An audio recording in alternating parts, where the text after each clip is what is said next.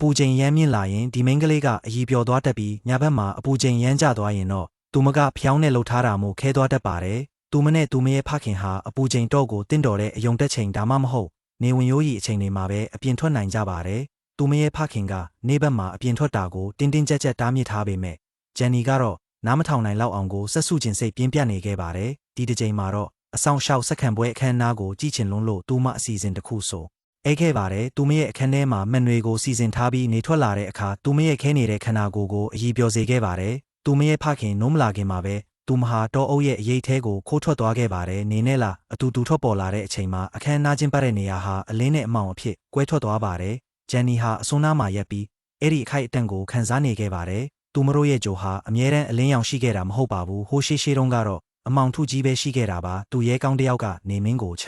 ဤနောင်လိုက်ပြီးနောက်တစ်ယောက်ကအိမ်မက်ကဘာကနေလမင်းကိုယူဆောင်လာခဲ့တဲ့အထိပါပဲသူတို့ဟာရွေလျားနိုင်တဲ့ဖျားเจ้าတွေကိုတိဆောက်ခဲ့ပြီးနေနဲ့လကိုကောင်းကင်ယံမှာဆွဲခေါ်သွားကနေနဲ့ညကိုဖန်တီးခဲ့ကြပါတယ်ဒီသူရဲကောင်းတွေကိုတော့မြချေကိုထိမ့်သိမ်းဆောင်ရှောက်သူတွေအဖြစ်လူသိများလာခဲ့ပါတယ်အဆောင်ရှောက်တစ်ယောက်တေခါနီးအချိန်မှာစက္ကန့်မဲ့သူကိုရွေးချယ်ကြပါတယ်အခုတော့တပိတ်နှစ်ယောက်ပြိုင်ဆိုင်နေကြပါပြီယုံကြည်မှုအပြည့်နဲ့ကြွသားအဖို့အထစ်တွေရှိတဲ့ဖလဲယာကင်းနဲ့ငြိမ်သက်ပေမဲ့စိတ်သက်ပြ